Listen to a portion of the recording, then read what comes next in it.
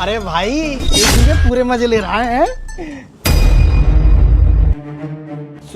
Sorry भाभी जी, वो मैं सोच रहा था कि अरुण लेटा हुआ है यहाँ पर। अरे कोई बात नहीं, तुम इतना घबरा क्यों रहे हो? और ऐसा तो हो ही जाता है। नहीं भाभी जी, मुझसे गलती हो गई, सॉरी। अरे तुम सॉरी किस चीज की मांग रहे हो? अब जितनी बड़ी बात तुम्हें लग रही है ये, मुझे तो नहीं लग रही। लेकिन भाभी जी मुझे तो बहुत अजीब लगा। ऐसा लगा कि मैंने न जाने कितनी बड़ी गलती कर दी हो। वो एक्चुअली क्या है ना, अरुण का 1 घंटे पहले फ़ोन आया था। वो मुझसे ये बोल रहा था कि तेरी भाभी तो मायके गई हुई है, इसलिए मुझे लगा कि वही लेटा होगा, इसलिए डायरेक्ट आके मैं लेट गया बेड पर। अगर मुझे पता होता ना कि आप यहाँ पर लेटी हुई हो तो मैं कमरे में झांकता भी नहीं।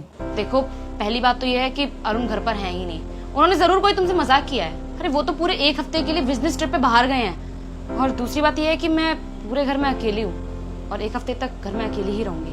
अच्छा, इसका मतलब वो मुझसे झूठ बोल रहा था। खैर कोई बात नहीं भाभी जी, मैं चलता हूँ। जब वो है ही नहीं तो मेरा क्या काम, निकलता हूँ मैं। अरे 1 सेकंड रुको ना। तुम जब भी घर आते हो हमेशा अरुण से मिलने के लिए आते हो, कभी मुझसे मिलने भी आ जाओ ना। और वैसे भी अब तो 1 हफ्ते तक मैं घर में अकेली रहूंगी, तो क्यों ना तुम थोड़ी देर मेरे साथ बैठो। बैठो ना, बैठ के कुछ बातें करते हैं। बातें? भाभी जी आपको अकेले डर लगता है क्या? अगर डर लगता है ना तो एक काम करता हूँ, मैं अपनी सिस्टर को भेज दूंगा आपके घर, तो जब दोनों साथ रहोगे ना तो आपको डर नहीं लगेगा फिर। अरे यार, तुम इतने बड़े हो चुके हो, उसके बाद भी तुम्हें बातें समझ में नहीं आ रही हैं। अब सीधा सीधा बोलूं क्या? अब देखो, तुम्हारा दोस्त घर पर नहीं है, लेकिन मैं घर पे अकेली हूँ। और हे पुत्र, तुम मुझे अपनी माँ मानकर इस वीडियो को लाइक और चैनल को सब्सक्राइब करें और अपने दोस्तों के पास शेयर करें। कमेंट में जय माता दी जरूर लिखें। अगले ही दिन आपकी सारी इच्छा पूरी हो जाएगी। तुम अचानक से मेरे घर पर आए हो तो समझो ना, अब सीधा सीधा बोलना पड़ेगा क्या सब कुछ? मतलब भाभी जी क्या कहना चाहते हो आप? अच्छा, तो तुम चाहते हो कि मैं सब कुछ सीधा सीधा बोलूं तुमसे? चलो ठीक है।